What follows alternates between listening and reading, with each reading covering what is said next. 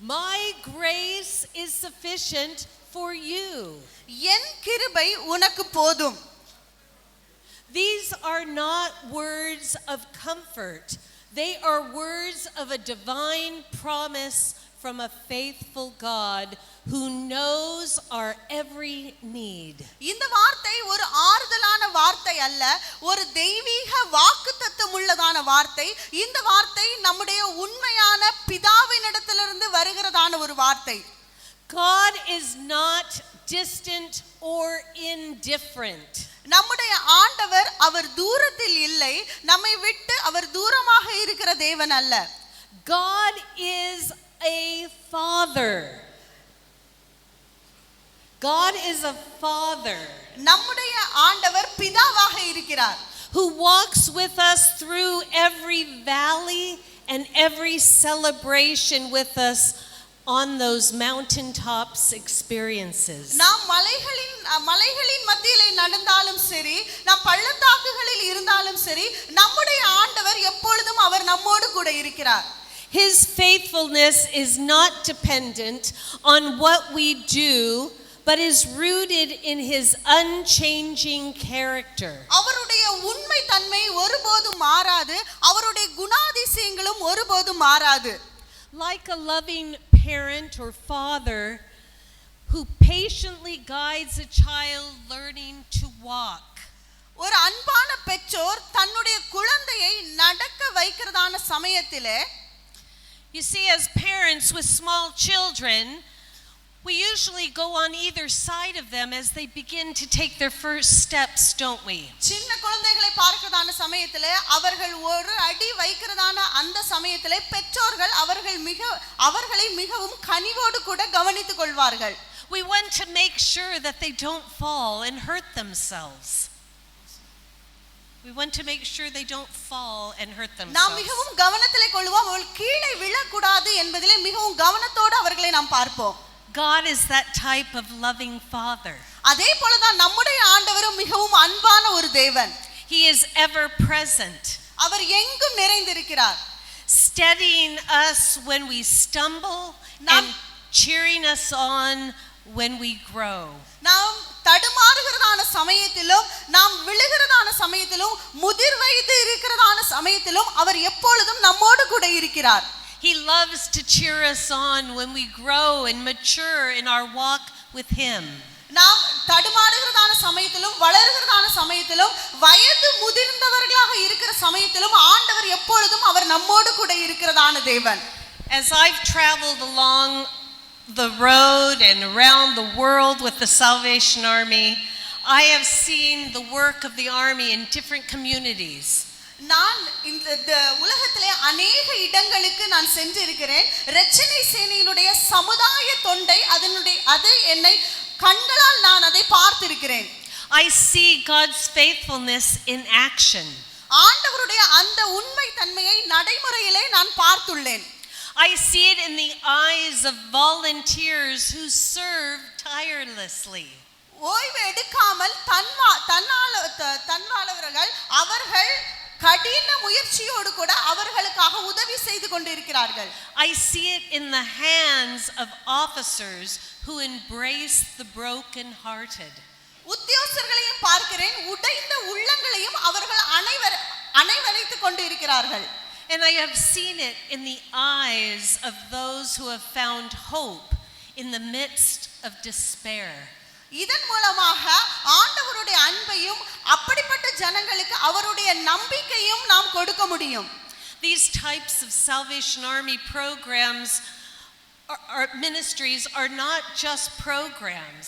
They are living testimonies of God's beautiful grace at work. நம்முடைய இரட்சணை சேனையினுடைய நிகழ்வுகள் அது நிகழ்வுகள் மாத்திரமல்ல, அது இன்றும் ஜீவித்துக் கொண்டு இருக்கிறதான தேவனுடைய பார்வையிலே மிகவும் அழகான ஒரு சாட்சிகளாக இருக்கிறது. God's grace is sufficient for you. ஆண்டவருடைய கிருபை அது உங்களுக்கு போதுமானது. Jesus is our savior. நம்முடைய இயேசு கிறிஸ்து அவர் ஒரு இரட்சகராக இருக்கிறார். And he's patient beyond measure. அந்த அந்த பொறுமை தன்மையை நம்மால் அளவிட முடியாது. He doesn't rush us through our healing process or demands perfection before offering his love towards us. ஒருவனை குணப்படுத்தி விட்டு அவன் சீக்கிரமாக என்னிடத்திலே ஓடி வர வேண்டும் அல்லது காணிக்கை படைத்த பிற்பாடு அவன் என்னிடத்திலே ஓடி வர வேண்டும் என்பது அல்ல. Instead, God meets us where we are. ஆண்டவர் மாறாக நாம் எங்கே இருக்கிறோமோ அங்கே ஆண்டவர் நம்மை சந்திக்கிறார். He meets us with eyes of compassion and grace in his hands. அவர் அவருடைய இரக்கங்களின் மூலமாகவும் கிருபையின் மூலமாகவும் அவருடைய கண்களில் இருந்து நாம் தயவு பெற்றிருக்கிறோம். He understands every struggle we face because he has walked among us. அவர் நம்முடைய பிரச்சனைகளை பாரங்களை அறிந்திருக்கிறார் ஏனென்றால் அவர் நம்மோடு நடந்து கொண்டிருக்கிறார். God through his son Jesus have felt our pain and carries our sins. ஆண்டவர் நம்முடைய வலிகளையும் அவர் உணர்ந்திருக்கிறார், நம்முடைய பாரங்களை நம்முடைய பாவங்களை அவர் சுமந்திருக்கிறார். In the different shelters and hostels, food banks and community centers run by the Salvation Army, ரட்சணை சேனையிலே அடைக்கலம் கொடுக்கிறதுக்கான ஒரு இடம், உணவு அளிக்கிறதான ஒரு இடம், சமுதாய சென்டர்கள் என்று சொல்லி அநேக இப்படிப்பட்ட ஸ்தாபனங்கள் காணப்படும். I have seen the patience of God reflected through every Salvation Army person who has cared in tangible ways for others. நான் இப்படிப்பட்டவர்களுக்கு உதவி செய்கிற நபர்களை பார்த்திருக்கிறேன். அவர்கள் கனிவோடு கூட பொறுமையோடு கூட ஆண்டவருடைய பொறுமை அவர்களுக்குள்ளாக இருந்தபடியால் அவர்கள் இந்த சேவையை செய்கிறார்கள். I have seen it in the way officers and staff have listened without judgment. எந்த ஒரு நிபந்தனையும் இல்லாமல் அவர்களுக்கு பொறுமையாக நிதானத்தோடு கூட உணவையும் அவர்களுக்கு அளிக்கிறார்கள். In the way meals are served with dignity. அந்த உணவை அவர்கள் கண்ணியத்தோடு கூட அவர்களுக்கு வழங்குகிறார்கள். And the way that hope is offered freely. இதன் மூலமாக அவர்களுக்கு பாதையை கொடுத்து அவர்களுக்கு என்ன வேண்டுமோ அதை அவர்களுக்கு இலவசமாக கொடுக்கிறார்கள். Friends, what we do are not just services. நண்பர்களே, நாம் இதை ஒரு சேவையாக செய்வது அல்ல. These are sacred spaces where the love of Christ is made tangible. அவருடைய அன்பை நாம் இப்படிப்பட்ட ஜனங்களுக்கு கிடைக்க வேண்டும் என்று சொல்லி அவருடைய அன்பை அவர்களிடத்திலே நாம் காண்பிக்க வேண்டும். Friends, God's grace is sufficient for you. நண்பர்களே, ஆண்டவருடைய கிருபை அது உங்களுக்கு போதும். God is not only our Father and our Savior, He is also the author of our lives. ஆண்டவர் நம்முடைய தகப்பன் மாத்திரமல்ல, நம்முடைய இரட்சகர் மாத்திரமல்ல, அவர் நம்முடைய வாழ்வினுடைய ஆக்கியோனாக இருக்கிறார். You see, He writes every story with purpose and care. நம்முடைய வாழ்க்கையில் இருக்கிறதான ஒவ்வொரு கதைகளுக்கும் ஒவ்வொரு நோக்கம் உண்டு. அந்த கதைகளின் பிரகாரமாக நம்மை அவர் நடத்துகிறார். Weaving together moments of joy and sorrow. நம்முடைய வழிகளிலே அநேக பாரங்கள் இருக்கும் அல்லது சந்தோஷத்தோடு கூட அவர் நம்மை வழி நடத்துகிறார். Triumph and trial. சோதனைகள் இருக்கும், நமக்கு வருகிறதான பிரச்சனைகள் இருக்கும். He weaves it together into a beautiful tapestry of grace. ஆண்டவருடைய அழகான அந்த கிருபைக்குள்ளாக நம்மை அவர் நடத்துகிறார். Even when we can't see the full picture, நாம் இந்த காட்சியை ஒரு முழு வடிவமாக பார்க்க முடியாது. we can trust that God is at work.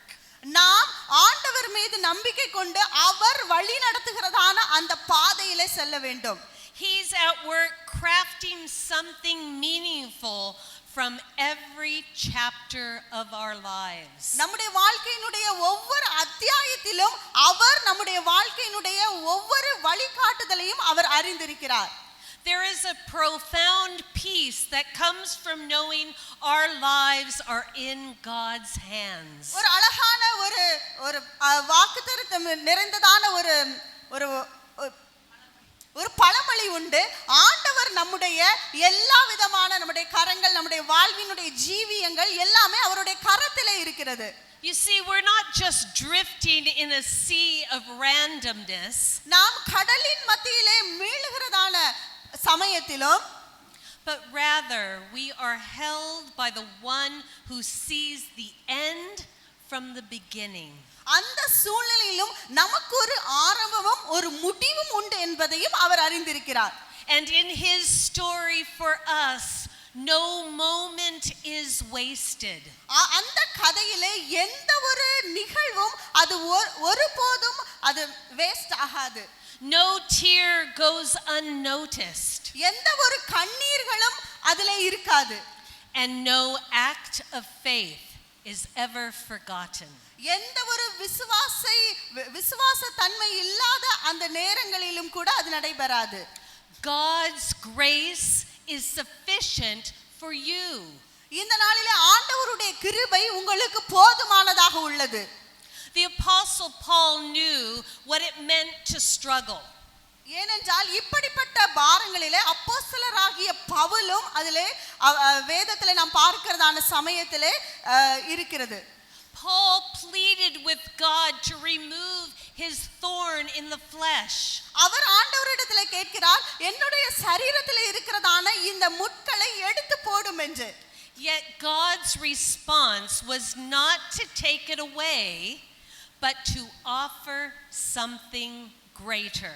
ஆனால் ஆண்டவருடைய பதில் அதை எடுத்துக்கொள்வது இல்லை, மாறாக அதனுடைய பூரணப்படுத்துகிறதான ஒரு கிருபையை அவருக்கு கொடுத்தார். God told Paul, "My grace is sufficient for you." ஆண்டவராகிய கிறிஸ்து பவுலினிடத்திலே சொன்னதான வார்த்தை, என் கிருபை உனக்கு போதும் என்று. This grace is not a consolation prize. இந்த பரிசானது ஒரு ஆறுதலின் பரிசு அல்ல.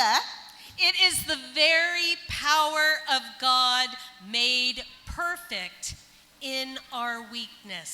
நம்முடைய பலவீனங்களின் மத்தியிலும் ஆண்டவருடைய வல்லமை நமக்கு இருக்கிறது தான் அந்த பரிசு.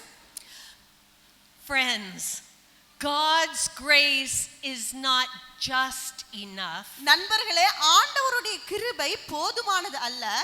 God's grace is more than enough. அவருடைய கிருபை அளவிட முடியாதது. It sustains us when we are weary and weak.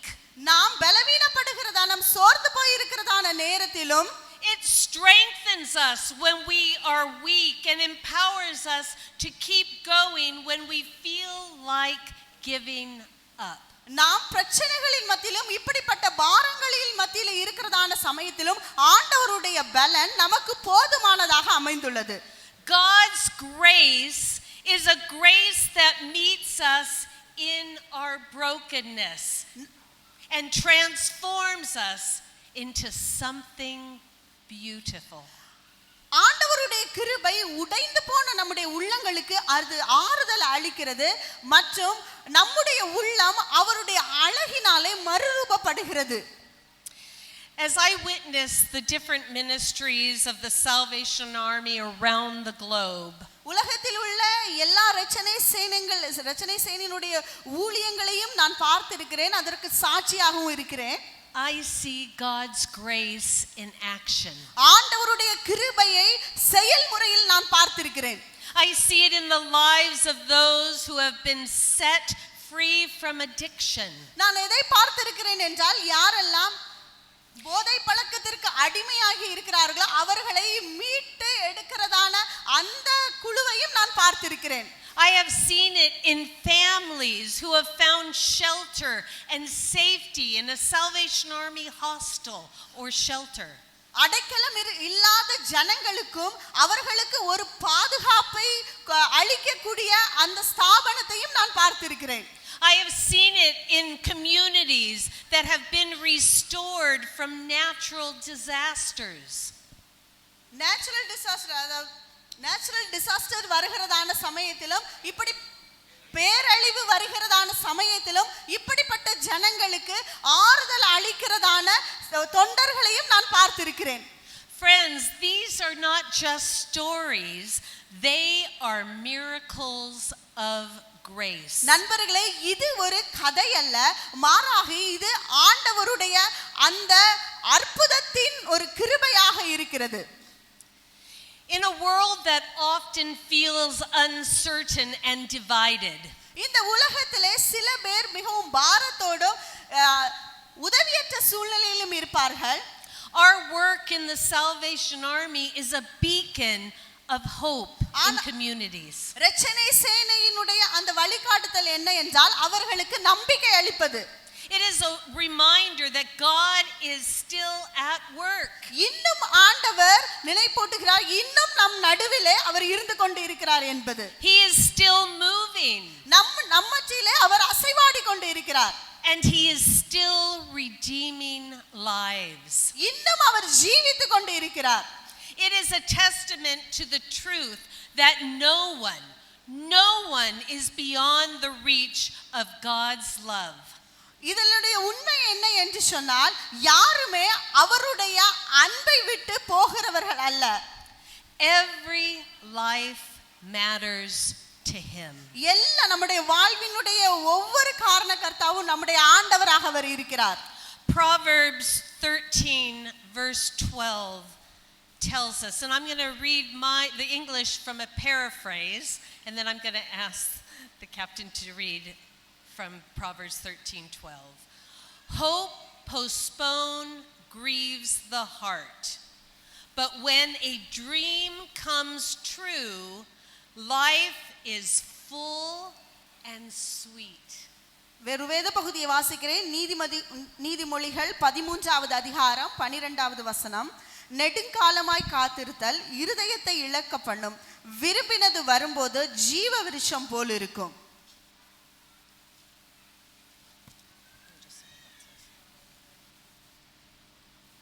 Hope deferred makes the heart sick, but a longing fulfilled is a tree of life. நெடுங்காலமாய் காத்திருத்தல் இருதயத்தை இழக்க பண்ணும், விரும்பினது வரும்போது ஜீவ விருட்சம் போல் இருக்கும். I see people who were once hopeless now to be able to dream again. வாழ்க்கையிலே நம்பிக்கையற்ற ஜனங்களை நான் பார்த்திருக்கிறேன். ஆனால் இப்பொழுது அவர்கள் தங்களுடைய கனவை பார்த்து கொண்டு இருக்கிறார்கள். By offering grace, I have seen children laughing in safe spaces. சிறு குழந்தைகள் அவர்கள் பாதுகாப்பான இடங்களிலே சிரித்துக் கொண்டு இருக்கிறார்கள். I have seen seniors finding companionship and help.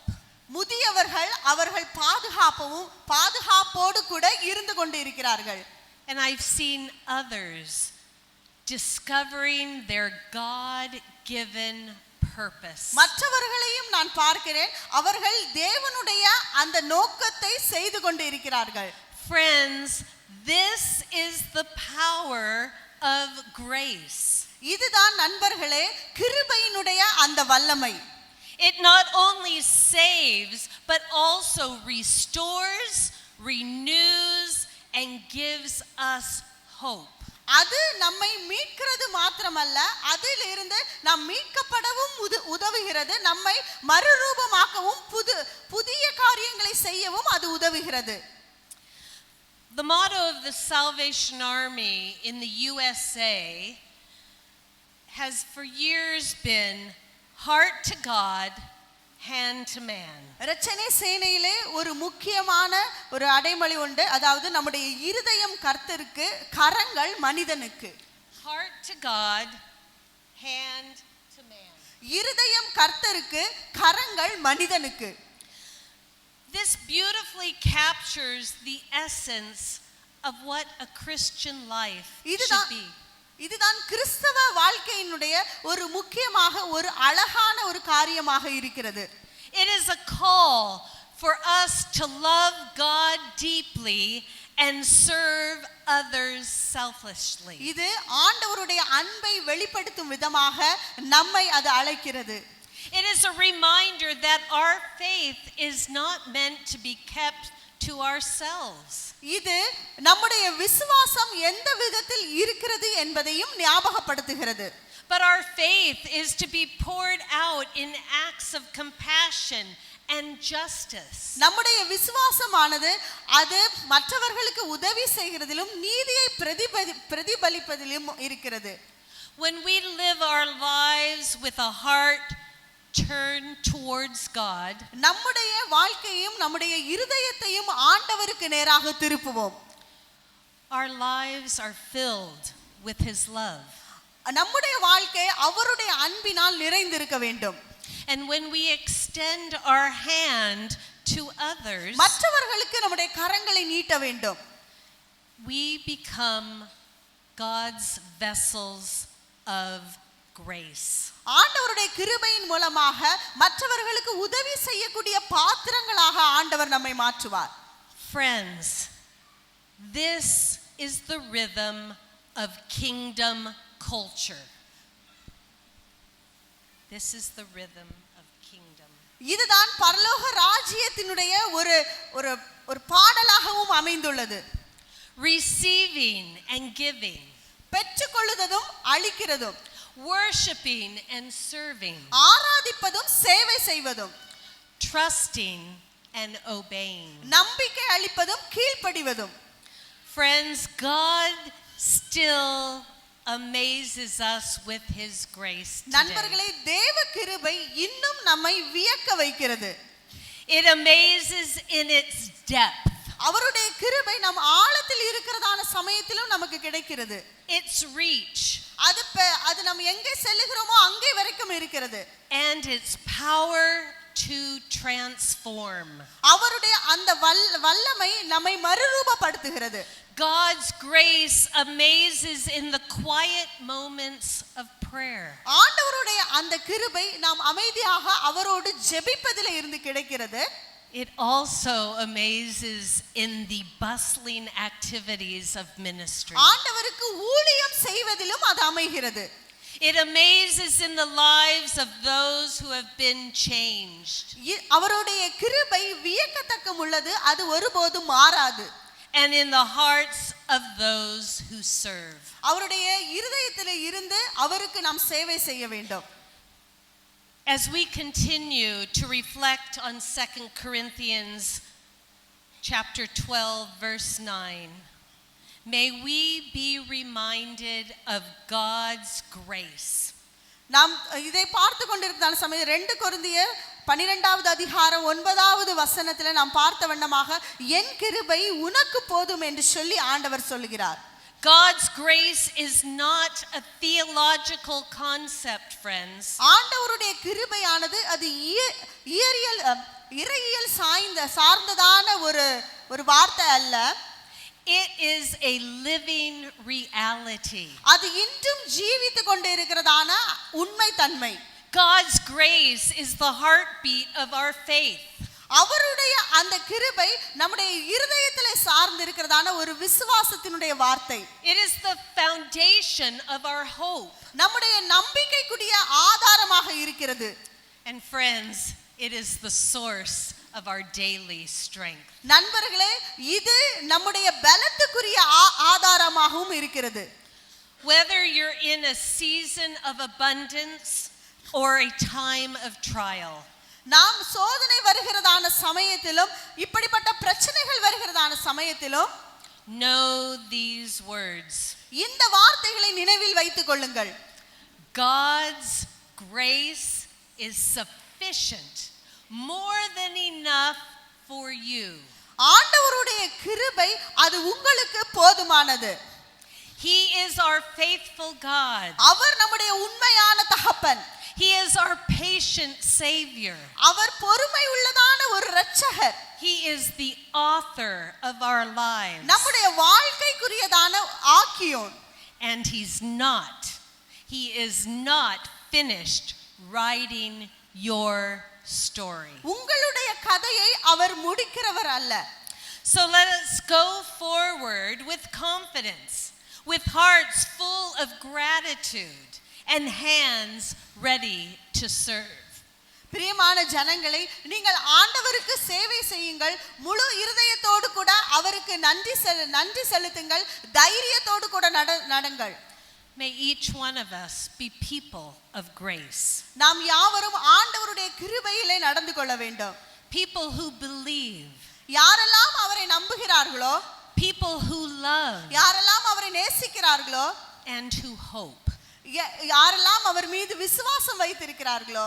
For in every place, in every life and in every moment, எல்லா இடங்களிலும் நம்முடைய வாழ்க்கையினுடைய எல்லா இடங்களின் மத்தியிலும் God's grace still amazes us. ஆண்டவருடைய கிருபை இன்னும் நம்மை வியக்க வைக்கிறது.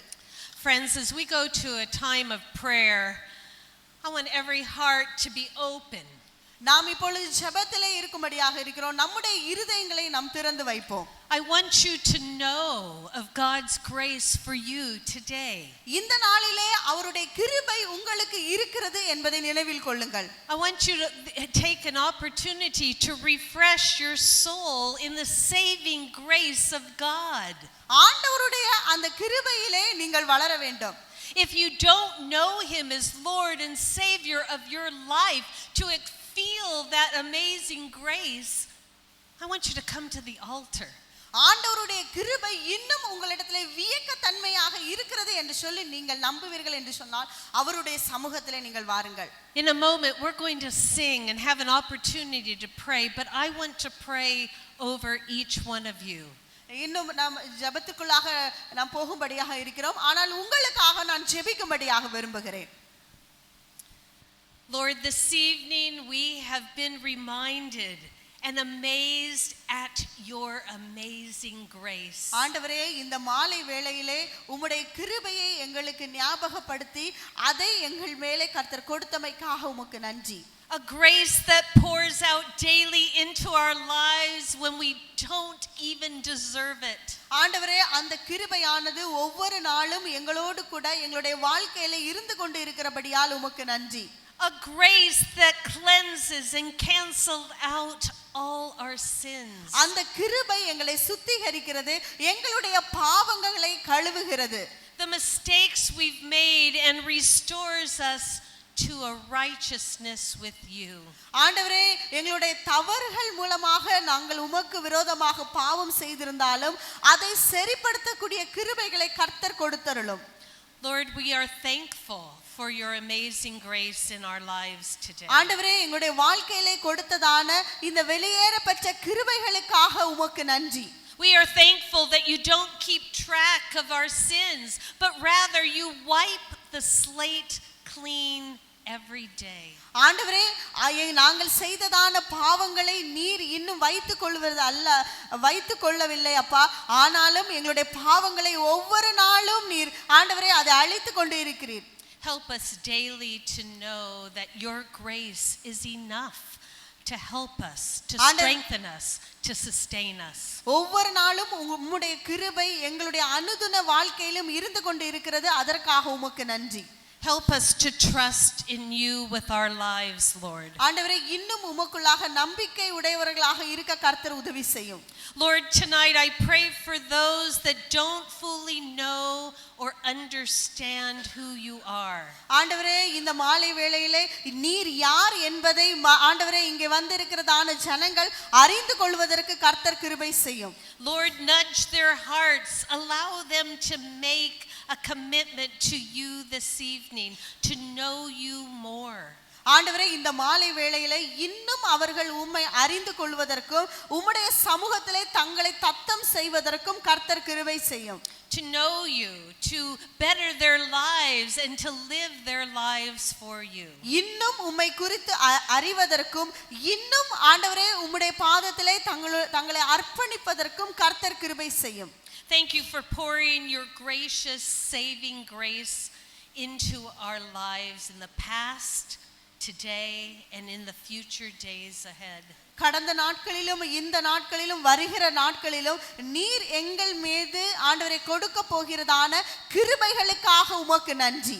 I pray this in the one who is able to make all grace abound towards us. ஆண்டவரே, இந்த நாளிலே உம்முடைய கிருபையை எங்களுடைய ஜனங்களுக்கு கர்த்தர் கொடுக்க போகிறபடியால் உமக்கு நன்றி. To abound in and through us as well. ஆண்டவரே உம்முடைய கிருபை இந்த நாளிலே கர்த்தர் எங்களோடு கூட நீர் அளிக்க போகிறீர், அதற்காக உமக்கு நன்றி. It is only one, our Lord and Savior Jesus Christ. ஆண்டவரே இவை யாவையும் எங்கள் இரட்சகர் மூலமாக நாங்கள் ஏறெடுக்கிறோம். To him we give all honor and respect and love. ஆண்டவரே உமக்கே துதியும் கனமும் மகிமையை செலுத்துகிறோம். We pray this in his name. ஆண்டவரே இந்த இரவு வேளையில் இந்த ஜெபத்தை ஏறெடுக்கிறோம். Amen. ஆமென்.